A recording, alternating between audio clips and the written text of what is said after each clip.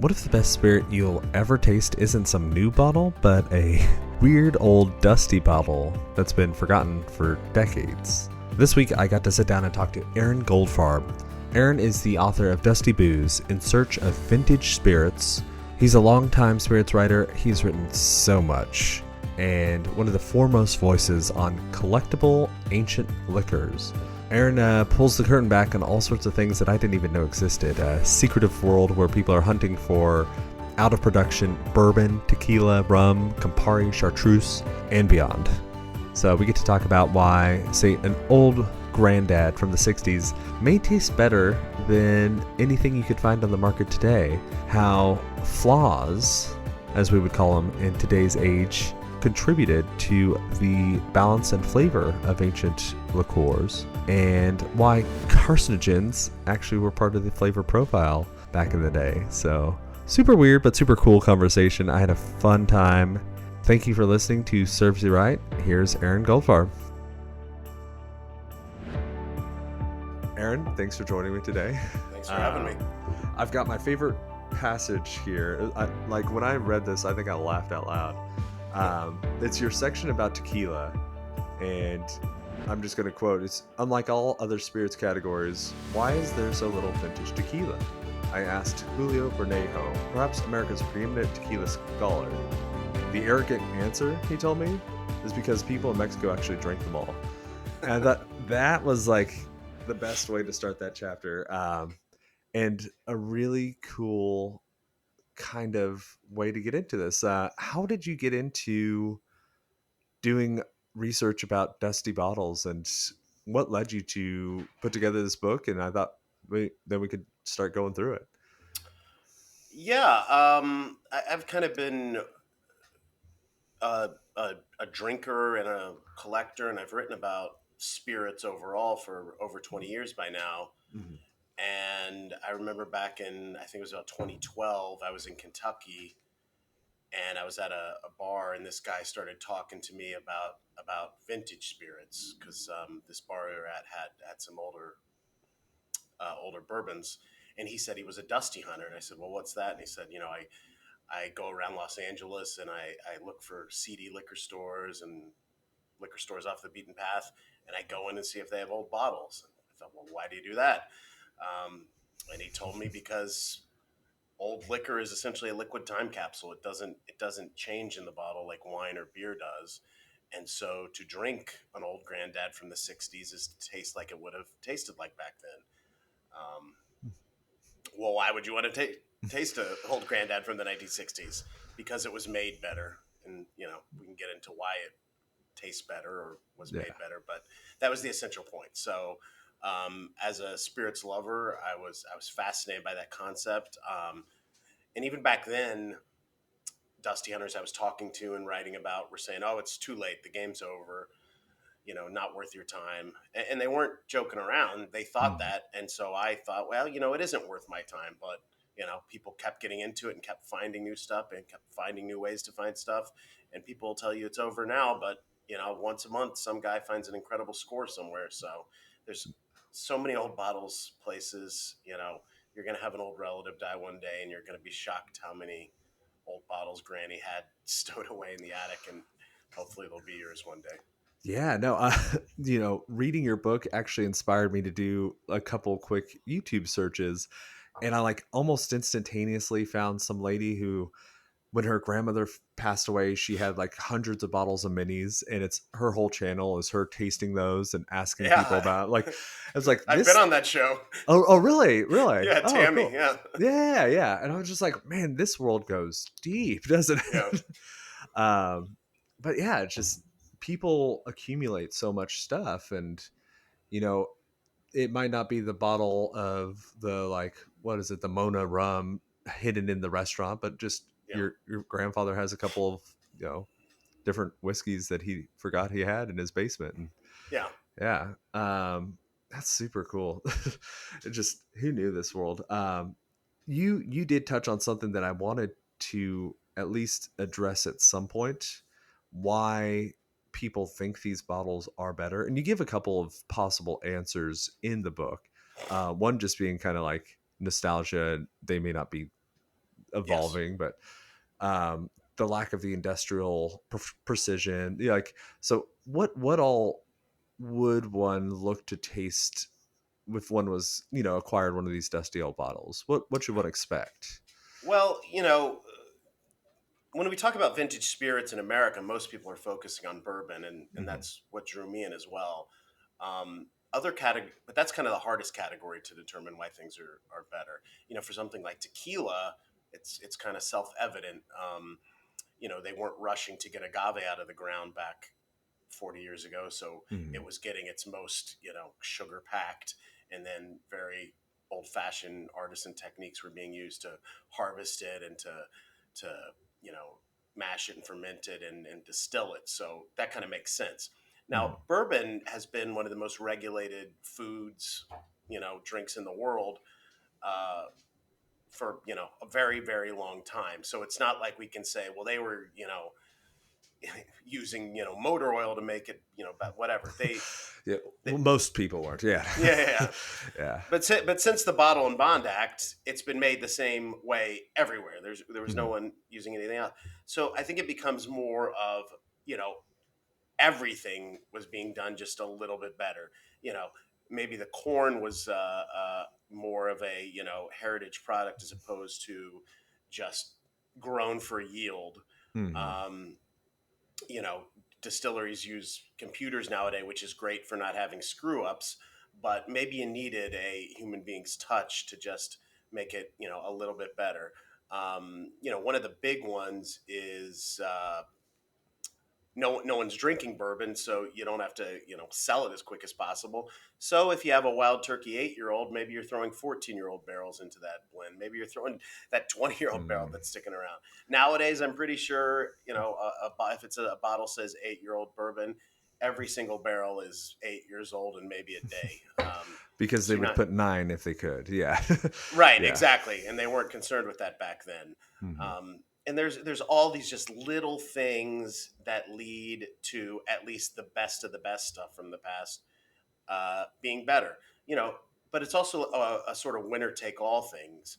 People forget the crappy bottle of bourbon they had from the 1960s, but they remember all that old granddad, all that Stitzel Mm. Weller they've had, and they go, "This is better than anything I've had today," and it is. But were the worst bottles from that era better than the most? The bottom shelf today Yeah. is pretty good. If you for Hmm. some reason were forced to drink the bottom shelf stuff today, the $12 bottles, at least it's not going to kill you. Yeah, that's Which that's called going to college, actually. Yeah. yes, that's right, that's Yeah. right. No, Yeah, that's a good point. Yeah, if you're looking back in the day, the cheap stuff is likely the stuff that, you go into a liquor store now and you see something on sale $7. It may not be world changing, but I'll give it a shot. And yeah. a lot of those dusty bottles are the few more expensive ones that just kind of sat in the back and no one picked up for a while, and they just kind of Yeah, stayed well, I there. mean, another thing you think about, how many products does Jim Beam release a year now? How many does Wild Turkey release a year? Yeah. Back in the day, they were releasing one or two products, so all the greatest barrels were going into their Jim Beam white label, their Wild Turkey 101. Mm. So there wasn't the best barrels being saved for that special Christmas release that was going to be $1,000. That just didn't exist. Everything was going Mm. into shelf products that cost a fair price. Sure, sure. Yeah. And you also point to the fact that a lot of the bourbon producers were fermenting in redwood tanks. So there's slightly different, less hygienic methods that added to some complexity. Um, Yeah, I'm a big yeah. advocate of that. I kind Yeah. of started in the beer world with open fermentation and stuff like that. Hmm. And the guys today will claim that wooden tanks are just as clean and hygienic as the stainless steel today, but there's no way there wasn't like a house bug in the Something. in the Yeah. wood that gave it character, if not flavor. Sure, sure. Yeah. I mean, it's the same as just the environment of making bread. Yeah, It's like you pick up things, but that's not bad. It's the wild yeast of that's what the people yeah, like. that's Yes. that yeah, variability.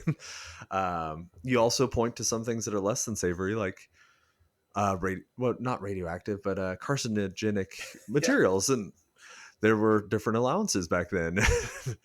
different Yeah, understandings. Yeah. yeah, So urethane, right? yeah. Yeah, I mean, this is, one of the many theories is that this, cancer causing material was actually somewhat delicious. And I think they quit using it around, I think, 85 or so. So who knows? I think we can have a slightly less delicious bourbon if we have slightly less chance of getting cancer. So it Yeah, doesn't, yeah. There are certain trade-offs that we're willing to make, right. and this kind of jumps ahead. We wonder what the future of collectible bottles will be. I was I was really struck. I did not realize how little I knew about Campari, but your few paragraphs that you had about Campari actually taught me a lot. So Campari originally colored with essentially beetles, if I understood Yes. correctly, which I had heard before, just Yeah. anecdotally. But the fact that they bottle it at different proofs through different countries, like I guess I've never had a Campari in another country. I never thought to check, Yeah, and I Yeah. joke that I can't believe American restaurants don't sell Mexican Campari like they sell Mexican Coke, because Mexican Campari is, I believe, higher proof, and it's made with the bugs as opposed to just a red food dye. Yeah, well, I brought it up because in those countries that dye is not allowed. So Right. there's a future where maybe we'll wake up and it too will be banned, and all of a sudden people will be looking for the artificial dyed Campari out there. So you never know. Yeah, RFK Jr. might attack the red dye next in our Campari. Who knows? You heard it here first. So going back, just kind of follow the evolution of the book. We kind of started with bourbon, and whiskey is kind of the big deal, and I felt like the core of the story. Yeah. How how does one go about these days finding more rare vintage bottles? You kind of mentioned that all the like easily accessible ones have been snatched up, and you hear more and more. There's no unicorns out there. We've got Howard Hughes. We've got some private stashes like that. But is there anything else that people are now excited about, or like? Well, you got to get clever. I mean, I tell the story in the book of this guy who finds himself on a farm auction website that's mainly auctioning off, dead farmers, John Deere's. And it just so happened one of these dead farmers owned a liquor store 30 years ago, and that was part of this farm auction. So he Mhm. buys the entire liquor store that hasn't been opened in 30 years. It's like King Tut's tomb of old bottles, and he makes a world class score. Um, so, the more clever guys are figuring out ways to find other bottles, whether it's Mm. going to weird countries that haven't yet been fully picked over. Because the other thing is, if grandma dies and you know nothing about alcohol and you go to her basement or wherever cellar and she's got a ton of bottles and you go, this kind of looks old, you can quickly Google it and find out, oh wow, this is valuable too.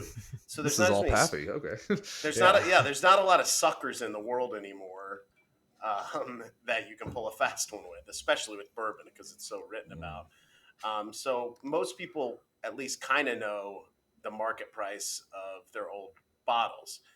It's been a bad thing too because they think the market price is the highest absolute price they will find of a bottle listed on the internet, which is obviously not the case. Mhm. Um, One guy one day paid for it once, and all of a sudden that's the market price.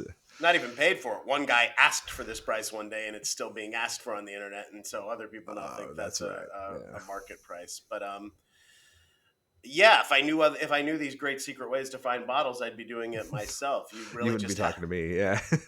I mean, for a lot of guys, it's their full time job, just trying to figure out how they can find bottles, getting tips, and driving for 10 hours on the pure chance that this guy really has incredible bottles in his Mhm. basement or whatnot, and going from there. It's a real hunt. These are real hunters for sure. Sure. Yeah. And I think that, the way you said by chance kind of leads me into something I did want to ask you about. And so I'm more versed and more experienced in the wine world. And Yeah, so the Billionaire's Vinegar, the story of the yeah, counterfeit Lafitte that you actually mentioned in the book, it's it's incredible. I can only imagine that there must be a ton of people refilling and fakes. And you kind of mentioned that. And it's kind of one of those like anytime there's secondhand markets, beware buyer.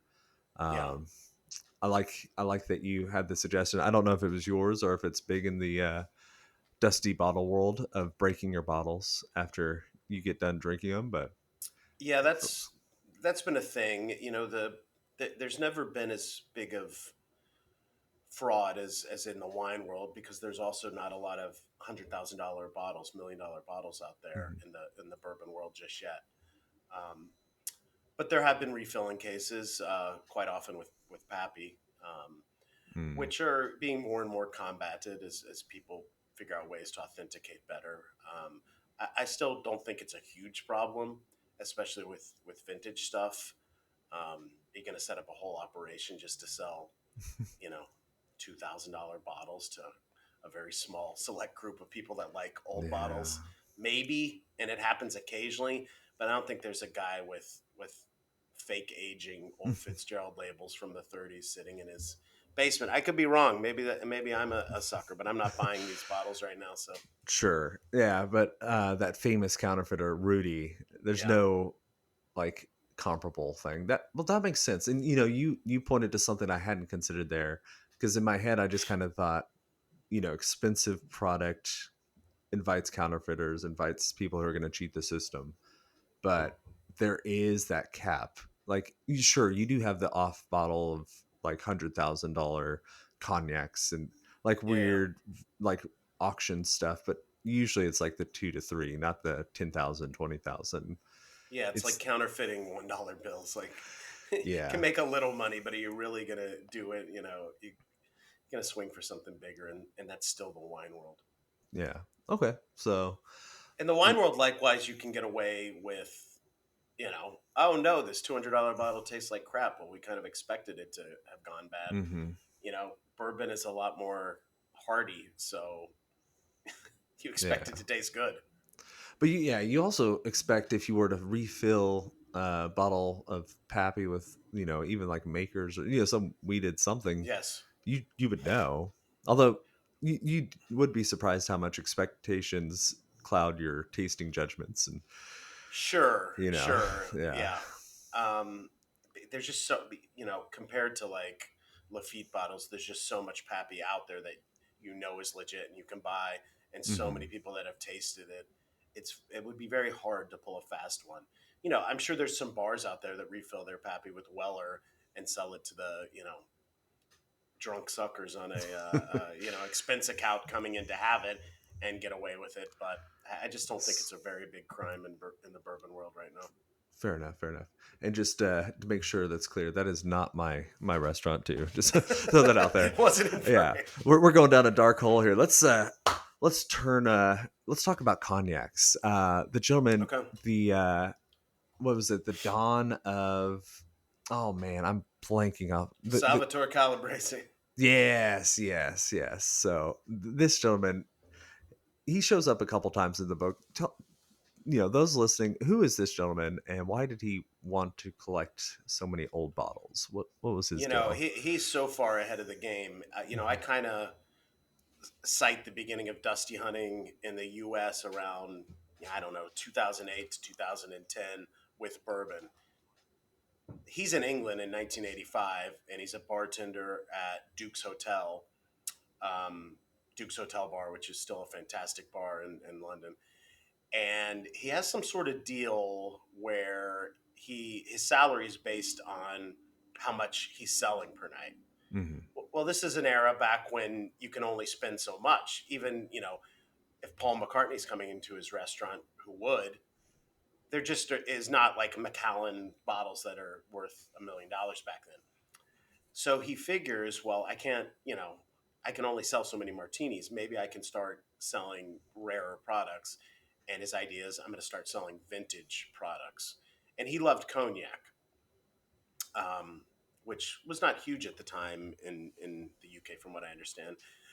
Uh, so he started pursuing vintage bottles, with his thinking being I could tell a story. I could say, when were you born, Paul McCartney? Well, I got a bottle of cognac from that year. You know, American citizens, would you like this bottle that was distilled, when Abe Lincoln was shot, et cetera, et cetera. It took him over 2 years to find a single vintage cognac that someone would sell him. Hmm. Because even back then, people thought, well, this bottle's 100 years old. This is poison. I'm not going to sell it to you. Why do you Um, want the old stuff? What's wrong with it? right? Yeah. It seems like a weird angle. But he eventually, by the mid to late '80s, started building a collection of vintage cognacs and armagnacs and Calvados, and he wasn't selling them for what we would consider expensive today. Maybe 20 or 30 pounds a pour, but that was a fortune back then for Mhm. a single glass of something. And he's a very charismatic guy, and he would tell these stories about what were you doing when this bottle was made, when it was distilled, and you know anyone would be seduced by him. And this is a very well-to-do bar, and he started selling a lot of vintage spirits. Now, this didn't necessarily start a sensation across Europe, and certainly not in the US. A few other bars dipped into it, but it was very hard to source these bottles back then, Mhm. so you couldn't build a collection. Salvatore's in his 70s now, and he spent the last 40 plus years running bar programs in the UK and beyond, continuing to source vintage bottles from all categories. You know, the products to make a legitimate James Bond Vesper Martini from 1960 is one of his favorite things Mhm. to put together. He's still a big name on the scene.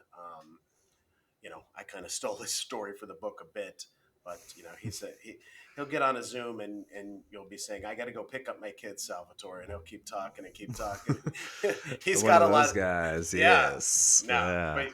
as an author, you're grateful. You want to tell me all this stuff. Thank you very much. But he's probably been the most significant name for vintage spirits appreciation across the globe for sure. Yeah. No, and I really admired, how early on in the game, I remember I forget the base level, but I remember he took sales from something like 500 or 600 a night to like 10,000, you said, Yeah, like out of nowhere. And it's like, reading about, he's telling people that, like, this was distilled before World War I. This was distilled. Like, he had one gentleman, I believe, crying because he was drinking the last of the bottle and said, "No one else will ever try this." And like, you know, it's like, I think that, you know, it was good to have him so early because that story, the tears over the last of this liquid, did kind of reappear throughout the book, kind of a theme of to drink or to hold that you always hear in wine. Just, we have these bottles of this history, and it's a very much non-renewable source that we have questions about how much there is. And the truth is, there are still old bottles out there to find, but there are a limited number of bottles, and there will be a day when the last bottle of Chinaco is opened, and there's the last bottle of yeah. Pappy, and Yeah, I so mean, I always yeah, say it's the only collectible in the world that its own collectors willingly deplete. yeah, You know, passionately, ardently, yes, yes, yeah, no, so it's one of those things where, yeah, there's no getting past that tension, like, it's going away. But yeah, I don't know. It's something that I thought about as I was reading the book more and more. Just so, where do you stand on that? Are you going to gift some bottles to your future your progeny, or is yours going with you? I always imagine myself on my deathbed going, "Damn, I didn't open that one bottle. Bring it to me. Bring it to me." It's time. Um, yeah, no, I don't know if my kids will want this collection behind me. They got quite a few years to go. I'm sure by the time uh, they're grown and they've lived around all these bottles for their entire childhoods, they'll not even want to look at this stuff, and they'll join some religious faith that doesn't allow alcohol or whatnot, and talk badly about that. But no, I open. If you look behind me, I open most of my bottles because It for looks like it. Yeah. me, I need to know what things taste like. So even if I have a very expensive bottle, if I've never tasted it, the I'm just haunted by what it tastes like more than I'm haunted by depleting its value. So Hmm. I'm a collector of tastes and drinking more than I am of the actual bottles. Having said that, I don't like to fully kill bottles. Yeah, yeah. Especially ones that are rare that you can't get anymore. It's like that's the end Yeah, of the game there. Yeah. Okay, moving through the book, if I remember correctly, chronologically through it, the next thing you hit that I thought was awesome was, but is it legal? And this was something that was ringing through my head while I was reading it, because I grew up in Texas, but I spent a large part of my bartending career in New Mexico, Okay. and it's one of those states that it's like there's not even corkage. You can't bring anything in. Okay. And so like as I'm reading you like these people that are offering these dusty vintage spirits, I'm like, I know in New Mexico this would not fly. Like you would just straight be arrested. So I was really glad that you touched on like, is this legal? You know, because I mean, it there's been is. Yeah. more, there's been strict states where places have opened bars. I mean, yeah, um, there's a lot of guys that have millions of dollars in bottles tied up in vintage bottles that are just on the shelves, and I don't know, they're kind of trusting that the ATP is not going to bust them or doesn't know what a 1960s bottle of Old Grandad looks like compared to the modern one. But Hmm. yeah, there's really never been a case, as far as I know, of a bar getting in trouble for selling vintage. Is New Mexico a control state or no? No, no. So Okay. yeah, you don't have to go to like a liquor store or something like I think Pennsylvania where it's like real intense. Yeah, because Yeah, most of the control states do not have vintage stores, but then again, North Carolina is a control state, and Gary Crunkleton, a bar owner there, fought for laws to sell it, sure. and so North Carolina is one of the only states where you can sell it. Um, yeah, I don't know. I think a lot of places have, I think you'd be surprised the states where places have perhaps a very small vintage menu. Maybe they don't advertise it online, but Mm. maybe they pass it along with the dessert menu or to more valued customers and sell in Hush bulk. tones in the back rooms. Yeah, bar owners have Yeah. always told me that paying your taxes is number one, and if you're Mm. paying your taxes, they're going to be a little less concerned about why is that pre-prohibition bottle on the shelf. Well, I'm making the state $1,000 every time I finish one of them, so I don't know. Yeah, no. I think that is a good point. It's there's this constant tension that exists in the bar and restaurant world of, you know, we're running a valuable service that people really appreciate and noticed when COVID was closed, but we are actually selling legally, addictive drugs. And so like it is a heavily regulated industry for Yeah. better or worse. And yeah, you Yeah, I run mean up against that. the bar and restaurant world, especially in a place like New York, is always just very closely skirting the law, and you know that's how it's worked since the beginning of time. So I It is, yeah. think it's going to continue working that way. If you're enjoying this so far, please take a moment, hit like, subscribe, share it with someone that you know would enjoy it. It'd mean the world to me, and it really does help this show grow. All right, back to it.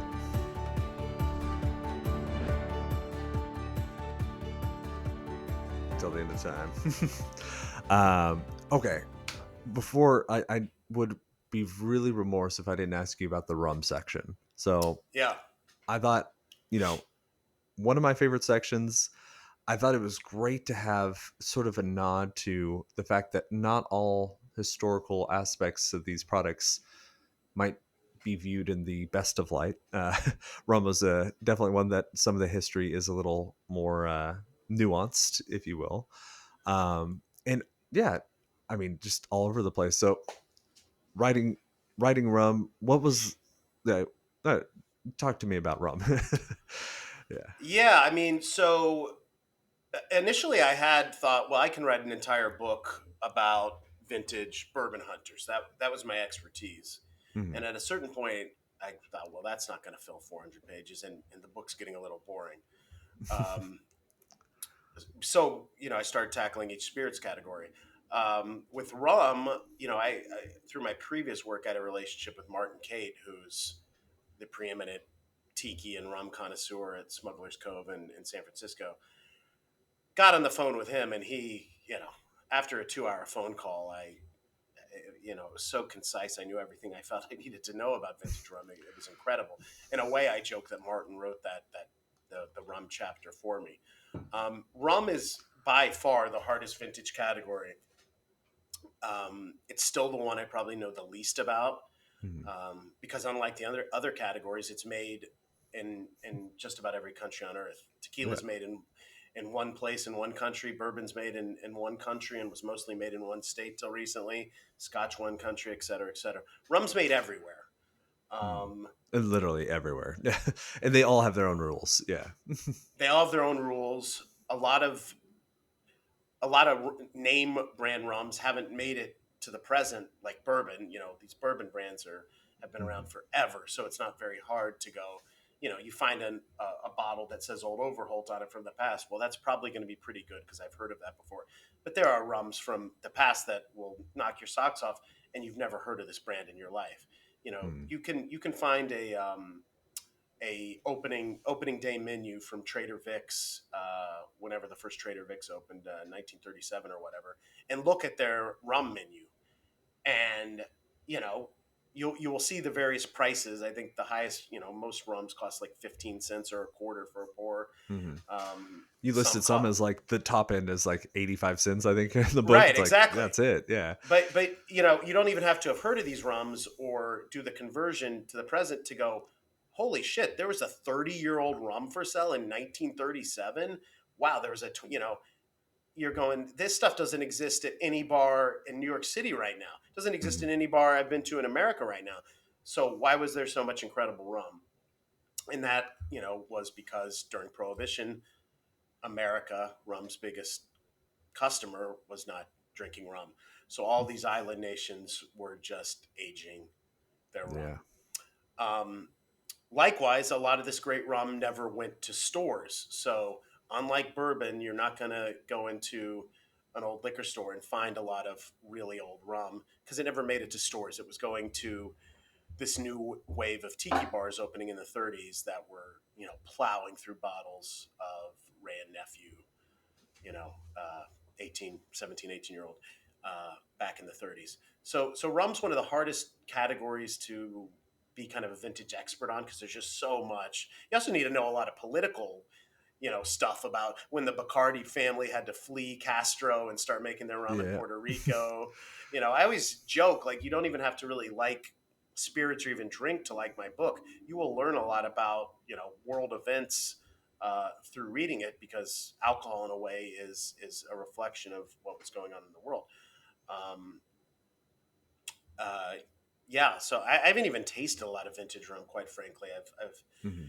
I've tasted Cuban rum back when it was considered elite before Castro nationalized all the distilleries. I've tasted some vintage Jamaican from the past, but there's a ton of incredible rum out there, mostly in private collectors' hands.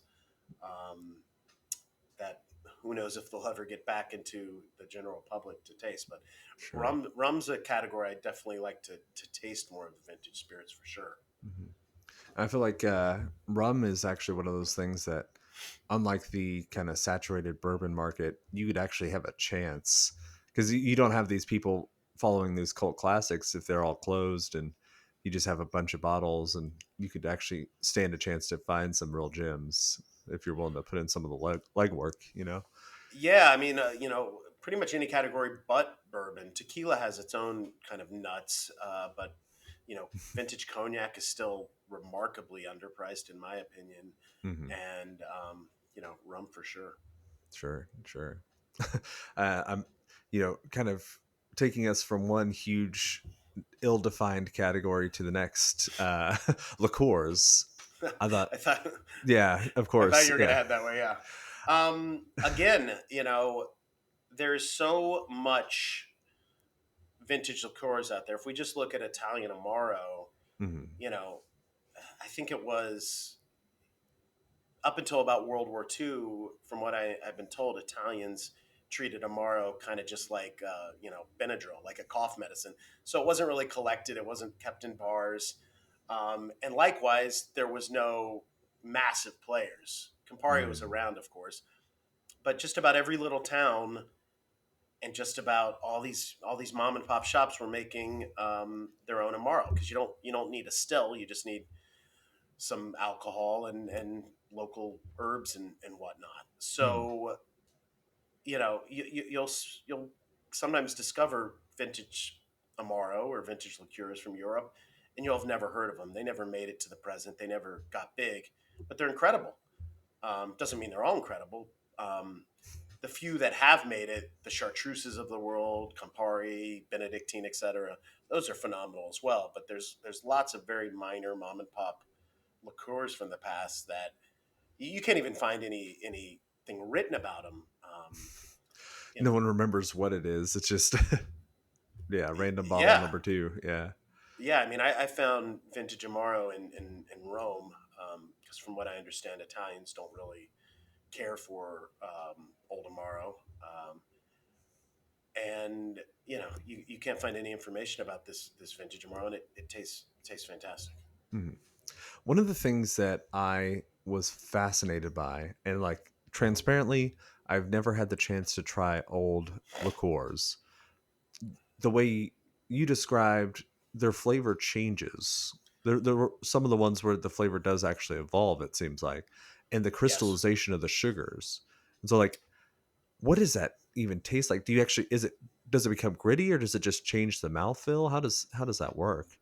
Yeah. Yes. So because of the lower proof of most liqueurs and the sugar content, they will change in the bottle, and the botanicals.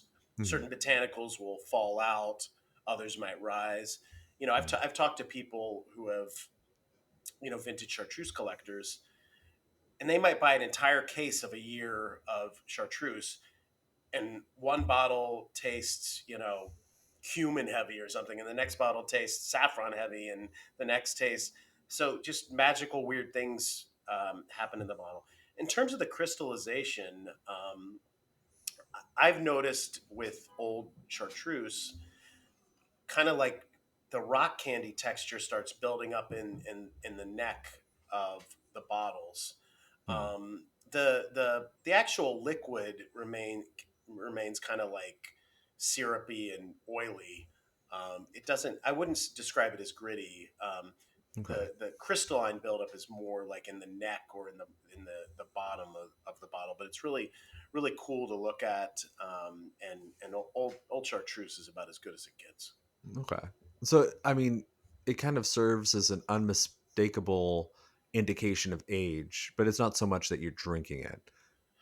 Yeah, I Then, mean, yeah. I suppose you could stick a knife in and break it up, and I mean, that's exactly what I wanted. I want to try chartreuse like rock candy. I yeah, bet it'd be pretty good. Yeah. I've only seen other people's bottles with the crystallization. I've never had my own so old that it's done that, but yeah, Mhm. I would like to taste that as well. Yeah. I also think, is it just that chartreuse is such a strange liqueur, Yeah, having so many ingredients? They have the story where they got kicked out of France, so you have this transition to a different country and the secrecy around it. Like, so you have all these different elements to where, like, it's everything that you could think to put together for a cult classic all in one brand, kind of. yeah. They say there's only two monks that know all. I think it's 72 or three ingredients. Hmm. You can kind of guess a few of them, I suppose, but yeah, no one knows the ingredients. The monks have literal vows of silence, so they're not talking to you. Hmm. You have to really go out into the Alps if you want to visit. And yeah, there's lots of weird bottlings over the years, both in Spain, as you mentioned, when they escaped, and in France. And most all of it's pretty damn good Yeah, that's cool. and expensive. And expensive. It is. Even the intro bottles are getting Yeah. up there. Oh, in Nebraska at least. Who knows? Okay. Is there anything that we haven't really touched on? I know we hit most of the major categories. Anything that I missed in the book that someone listening, you'd want them to, a little teaser, they might be sad if they never heard.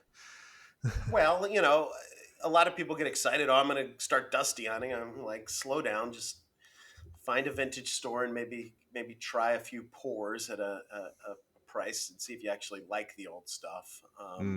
Before you You know, drop a couple thousand. Yeah. yeah, Okay. right. I think vintage cocktails is probably the next, the Yeah. future of vintage as a lot of great bottles disappear and people want to start using up their vintage vodkas and gins that no one's kind of buying by themselves. And I think you're starting to see more bars selling vintage cocktails because it's easier to clear those off the shelf than $1,000 pours of whatnot.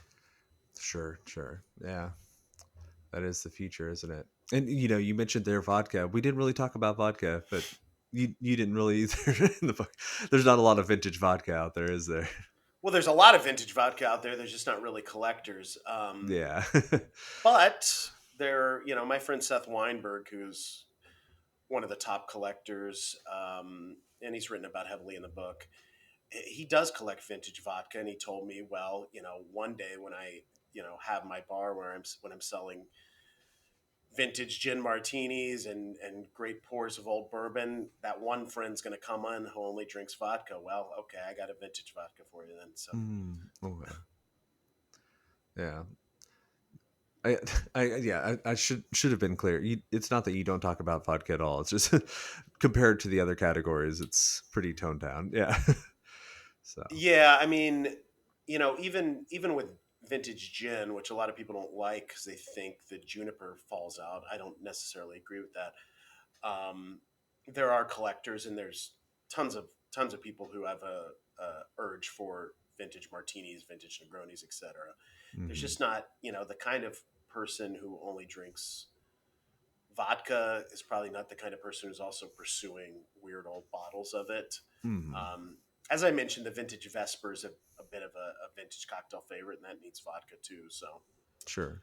Well, I mean, you got the Quina Lillet is really the star there, I feel, but yeah. That's right. No, you're right. Yeah. Awesome. Yeah. I think it's probably time for us to go make a vintage cocktail and celebrate your awesome book. Aaron, where could someone who's listening find out more about you and find some more of your books, and where should people follow you online? You can follow me on Instagram, Aaron Goldfarb. I do not post a ton, but you can see what I'm drinking.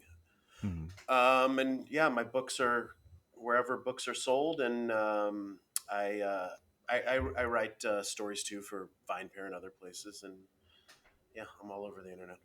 Awesome. Yeah. And go pick up Dusty Booze in Search of Vintage Spirits. A super fun book. A lot of cool history. And then we didn't really touch on specific brands, but there's also brands in each section that kind of tell you the must search and then kind of the extra goodies. So yeah, it's a bit of a cheat sheet. Yeah. It's a hunter's, got to collect them all Pokemon of vintage spirits right there. Yeah, well, my biggest fear was, the book came out a year ago. I thought, all those brands will be, shifted to other brands by the time the book comes out, but they've kind of remained the same. So yeah, there's a good little cheat sheet in there for you. Yeah, if you name quality doesn't shift that quickly. It's true. These are still the high end brands that people are looking for. And awesome. Well, hey, thanks for taking a moment to talk to us today, and thanks for appreciate it. All right, that's the end of the show. Thank you for listening to Serves You Right. My name is Andrew. If you have not, please hit like, subscribe, send to a friend. The more listeners we get, the more subscribers, the more cool guests we can get, and the more cool things we can do. All right, that's it. Episodes of this podcast come out every Tuesday and Thursday, and we'll see you soon. Thanks.